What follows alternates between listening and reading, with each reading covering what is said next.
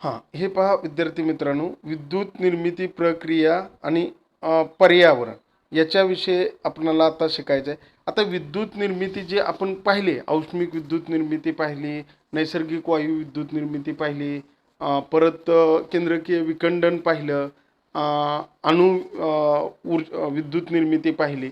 या विद्युत निर्मिती प्रक्रिया आणि पर्यावरण यांचा काही संबंध आहे का? किंवा पर्यावरणावर हे काही करतात का?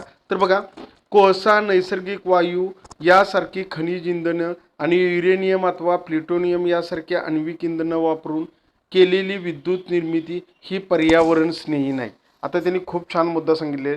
कोळसा, नैसर्गिक वायू, खनिज इंधनं आणि युरेनियम याच्यापासून जी तयार केलेली विद्युत निर्मिती आहे ही पर्यावरण स्नेही नाही.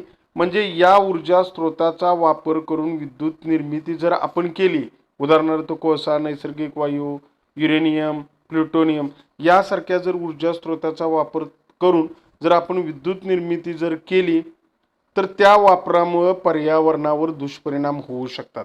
याचा वापर जर करून आपण विद्युत निर्मिती केली तर याचा पर्यावरणावर काही दुष्परिणाम होतो. तो कोणता दुष्परिणाम होतो तो बघा.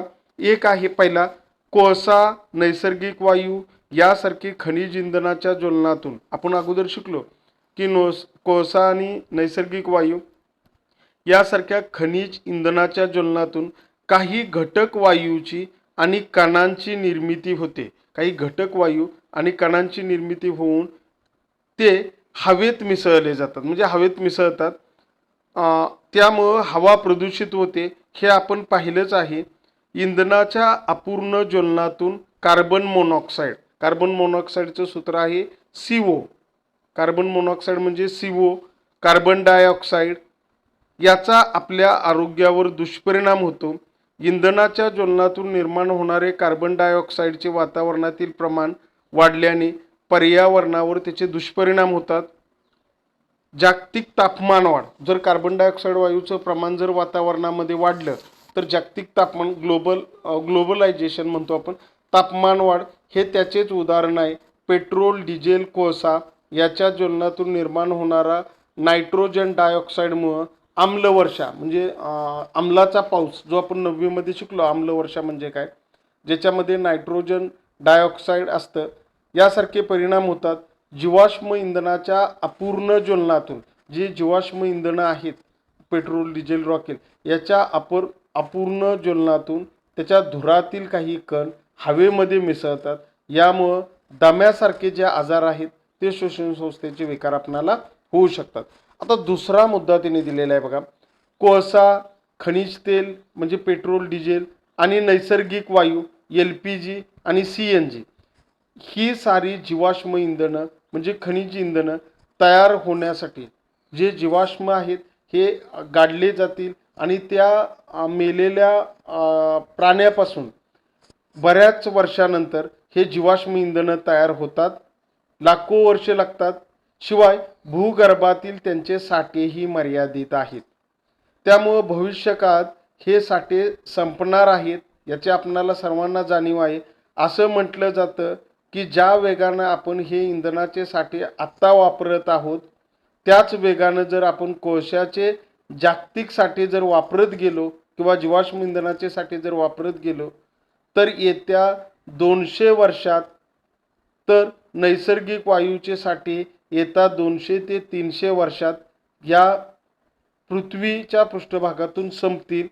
तिसरं आहे महत्त्वाचं, अणुऊर्जा वापरातील अणुऊर्जा वापरातील आण्विक कचरा जो आहे, मगाशी आपण जो शिकलो होतो युरेनियम आणि प्लुटोनियम मधला जो आण्विक कचरा आहे, या कचऱ्याची विल्हेवाटची समस्या, अपघातातून होणाऱ्या संभाव्य हानीची शक्यता यासारख्या धोक्यांचा आपण वर चर्चा केली. आपण आता याच्यापासून काही धोकेही निर्माण होणार आहेत, काही जीवित. मग असा जो आण्विक कचरा आहे, आता चेर्नोबिल सारखा जो तुम्ही 9वीमध्ये शिकलेला आहे, तो चेर्नोबिलमध्ये जो दुर्घटना झाली त्याच्यामध्ये कितीतरी लोकांचा मृत्यू झालेला आहे. भोपाळची वायू दुर्घटना झालेली आहे.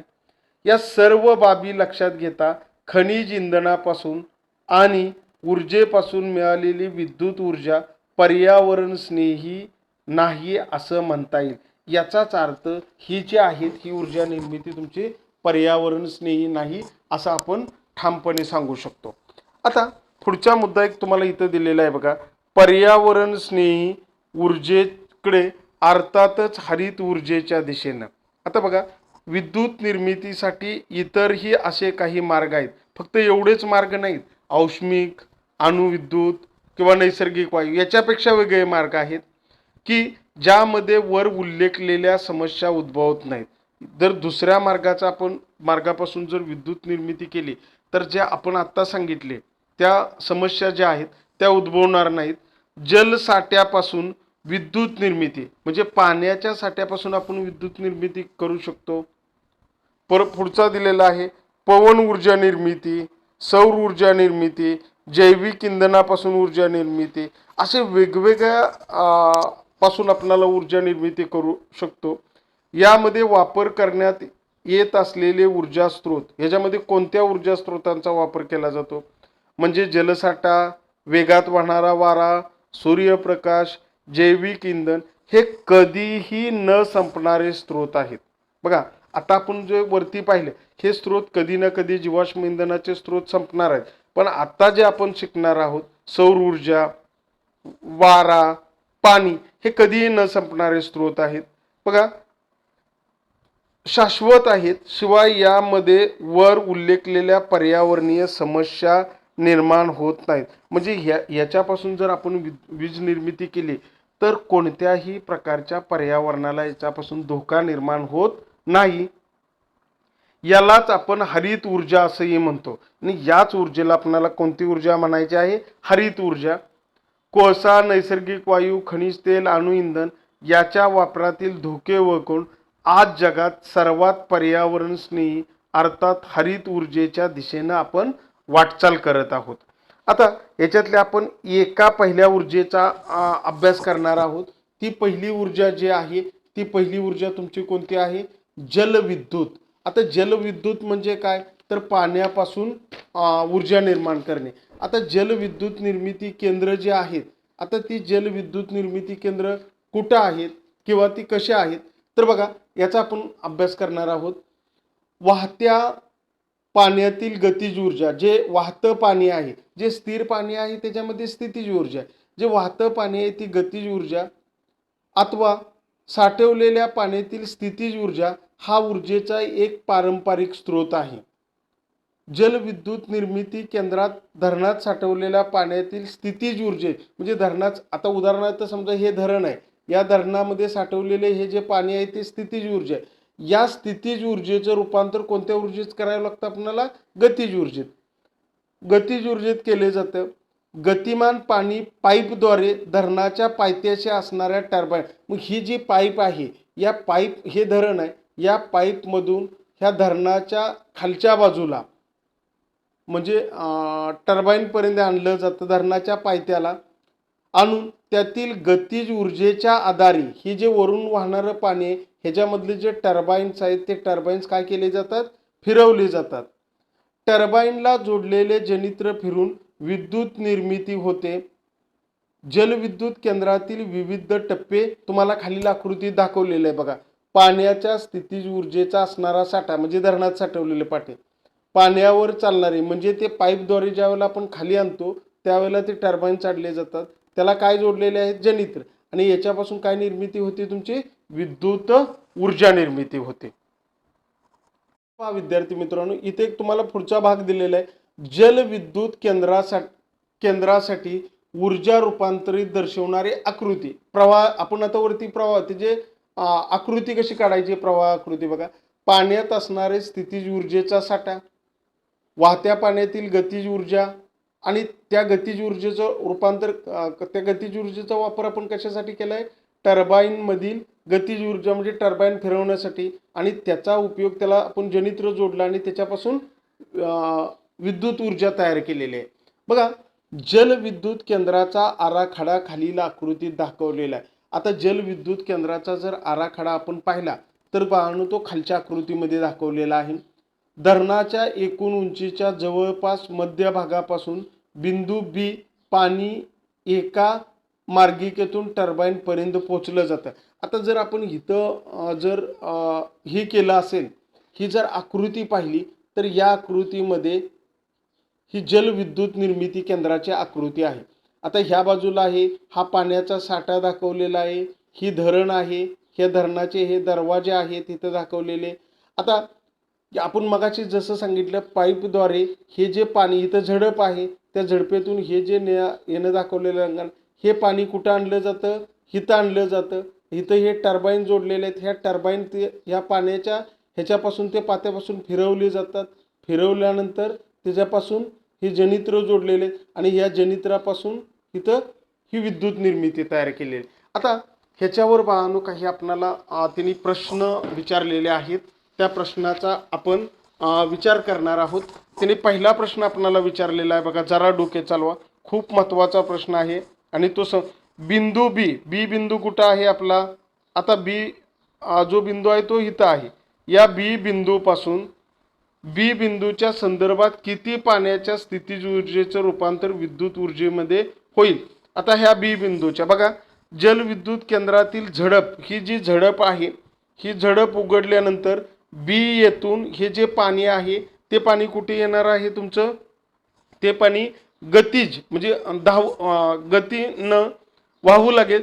तेवढ्याच गतिमान पाण्याची स्थितीज ऊर्जेचं गतिज ऊर्जा म्हणजे इथं जेवढी स्थितीज ऊर्जेत जेवढं पाणी होतं तेवढ्याच पाण्याचं गतिज ऊर्जेत रूपांतर होईल. बरोबर. दुसरा आहे टर्बाईन पर्यंत पाणी. दुसरा प्रश्न आहे बघा, टर्बाईन पर्यंत पाणी नेणारी मार्गिक बिंदू ए कुठं आहे इथं. हा बिंदू ए ठिकाणापासून सुरू झाली तर विद्युत निर्मितीवर काय परिणाम होईल. बघा टर्बाईन पर्यंत पाणी नेणारी मार्गिका बिंदू ए या ठिकाणापासून सुरू झाली तर पाणी अधिक वेगानं वाढेल. बरोबर. ए बिंदू उंचीवर असल्यामुळं पाणी जास्त गतिमान होईल, त्यामुळं टर्बाईनची पाती जास्त वेगाने फिरतील आणि विद्युत निर्मिती अधिक परिणामकारक होईल. आता तिसरा प्रश्न त्याने विचारलेला आहे बघा, टर्बाईन पर्यंत पाणी नेणारी मार्गिका सी, हा जी सी मार्गिका इथं आहे ठिकाणापासून सुरू झाली तर विद्युत निर्मितीवर काय परिणाम होईल. टर्बाईन पर्यंत पाणी नेणारी मार्गिका सी या ठिकाणापासून सुरू झाली तर विद्युत निर्मितीवर विपरीत परिणाम होईल, कारण बिंदू सी हा टर्बाईन पर्यंत पाणी नेणाऱ्या मार्गिकेच्या पासून कसा आहे, इथून हा खाली आहे, म्हणजे तिथून पाणी जाईल का, नाही जाणार. आता पुढचा खूप महत्त्वाचा मुद्दा आहे बघा, जलविद्युत केंद्रात कुठल्याही प्रकारच्या इंधनाचे ज्वलन होत नाही. सगळ्यात महत्त्वाचा फायदा, कोणत्याही प्रकारचे इंधन या जलविद्युत केंद्रामध्ये वापरलं जात नाही. परंतु मोठ्या प्रमाणात धरणामुळं, कारण इथं धरणं बांधावी लागतात, प्रदूषण होत नाही. लोकांचे विस्थापन होतं, कारण आपल्याला धरणं खूप बांधावी लागतात. त्या ठिकाणी जे राहणारी लोक आहेत त्यांच्या जे शेतीवाडी आहेत त्या लोकांचं विस्थापन करावं लागतं. त्यामुळं पाण्याखाली जाणारी जंगलं, ह्याच्यामुळं काय होतं, पाण्याखाली जाणारी जंगलं आहेत, ज्या सुपीक जमिनी आहेत, पाण्यातील सजीव सृष्टीवर होणारा विपरीत परिणाम. जलविद्युत केंद्र हे पर्यावरण स्नेही आहेत किंवा नाहीत हा नेहमीचाच वादाचा मुद्दा ठरला आहे.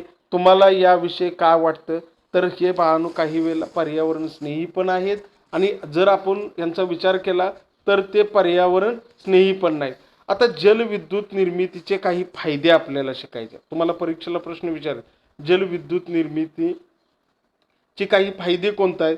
जलविद्युत केंद्रात कुठल्याही प्रकारचं इंधन वापरत नाहीत, ज्वलन होत नसल्याने त्या ठिकाणी कोणत्याही प्रकारचं प्रदूषण होत नाही, हा पहिला फायदा आहे. दुसरा आहे धरणात पुरेसा पाणी साठा असल्यास पाहिजे तेव्हा वीज निर्मिती करणं शक्य आहे. पण धरणामध्ये जर पुरेसा साठा असेल तर आपल्याला पाहिजे त्यावेळेला विद्युत निर्मिती करता येऊ शकते. तिसरा याचा फायदा आहे, वीज निर्मिती करताना धरणातून पाणी जरी वापरले तरी पावसामुळं पुन्हा धरण भरणार आहे हे आपल्याला माहीत आहे, त्याच्यामुळं अखंड वीज निर्मिती होत राहते. आता जलविद्युत निर्मिती समोर काही प्रश्न तयार आहेत, समस्या नाहीत पण प्रश्न आहेत बघा. पहिला प्रश्न आहे, धरणात साठवलेल्या पाण्यामुळं पाठीमागची खूप मोठी जमीन पाण्याखाली येऊन काही गावं विस्थापित होतात. हा एक खूप महत्त्वाचा प्रश्न आहे.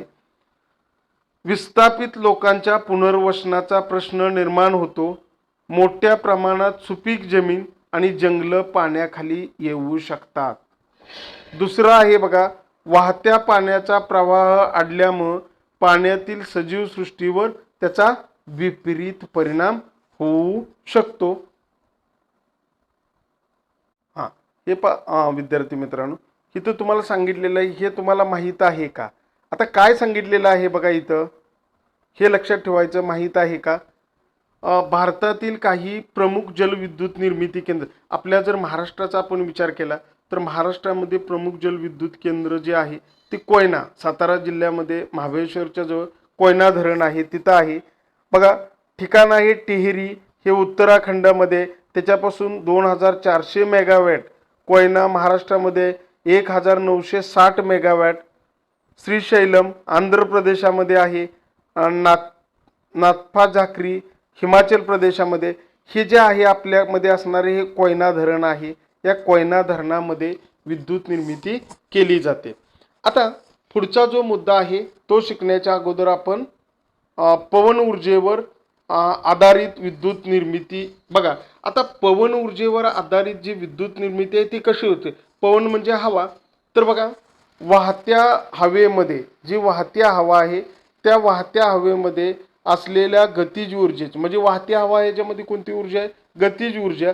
गतिज ऊर्जेचं रूपांतर यांत्रिक ऊर्जेत, त्याद्वारे पाणी उपसणे, दळणवळण करणे यासारख्या कामामध्ये तिचा उपयोग फार पूर्वीपासून केला जातो.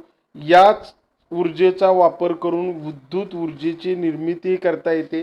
वाहत्या पाण्यातील गतिज ऊर्जेचं विद्युत ऊर्जेत रूपांतर करणाऱ्या यंत्राला पवनचक्की म्हणतात. मग तुम्हाला परीक्षेला कदाचित प्रश्न विचारतील, पवनचक्की म्हणजे काय? तर बघा, वाहत्या वाऱ्यातील जे वाहतं वारं आहे त्या वाहत्या वाऱ्यातील गतिज ऊर्जेचं विद्युत ऊर्जेत रूपांतर करणारं जे यंत्र आहे त्या यंत्राला आपण काय म्हणतो? पवनचक्की असं म्हणणार आहोत. यामध्ये असलेल्या टर्बाईनच्या पात्यावर, यामध्ये असणारे जे टर्बाईनचं पाता आहे त्या पात्यावर वाहती हवा आदळल्या. इथं बघा, इथं तुम्हाला दिलेले आहेत हे जे आहेत हे 2 पाते आहेत. हे पवनचक्कीचा आराखडा दिले. हे जे पाते आहेत या पात्यावर जे हवा आहे ती वाहती हवा ह्या पात्यावर आदळते आणि त्या आदळल्यामुळे ही जे पाते आहेत ते कसे होतात? असे गोलाकार फिरत राहतात.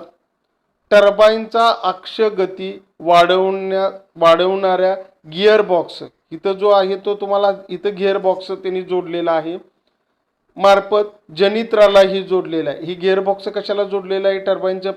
टर्बाईनचं पातं ह्या गिअर बॉक्सला जोडलं जातं आणि गिअर बॉक्स हा जनित्राला जोडला जातो.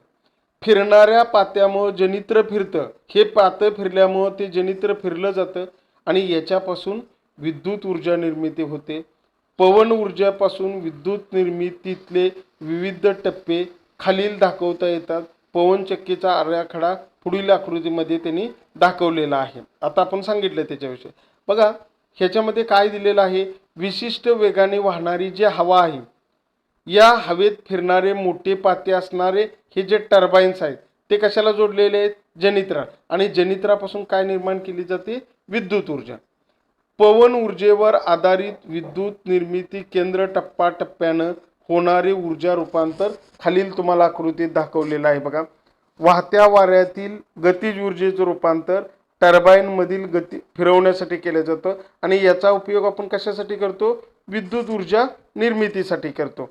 बघा, अगदी 1 किलोवॅटपेक्षा कमी क्षमतेपासून तर 7 मेगावॅट एवढ्या क्षमतेचे पवन निर्मिती यंत्र उपलब्ध आहेत. ज्या ठिकाणी पवन ऊर्जेपासून विद्युत ऊर्जा निर्माण करायची आहे तिथं उपलब्ध असलेल्या हवेच्या वेगावर विशिष्ट क्षमतेचे यंत्रे बसवण्यात येतात. एखाद्या ठिकाणी पवन ऊर्जेपासून विद्युत निर्मितीसाठी आवश्यक वेगाची हवा उपलब्ध असेल का हे तेथील अनेक भौगोलिक गोष्टीवर अवलंबून असते. हां, बघा विद्यार्थी, सागर किनारी, आपण जर समुद्राच्या किनारी गेलो तर समुद्राच्या किनारी बघा हवेचा वेग जास्त असतो. जे समुद्राच्या किनारे जर आपण असेल तर हवेचा वेग जास्त असतो. तो परिसर पवन ऊर्जेपासून विद्युत ऊर्जा निर्मितीसाठी योग्य असतो. म्हणजे अशा ठिकाणी हे पवनचक्क्या ज्या आहेत त्या पवनचक्क्या बसवलेल्या असतात. कारण हवेची आपणाला जास्त गरज असते आणि सर्वात जास्त जर हवा जास्त वेगानं कुठं वाहते, समुद्रावर. पवन ऊर्जा हा एक स्वच्छ ऊर्जा स्रोत आहे.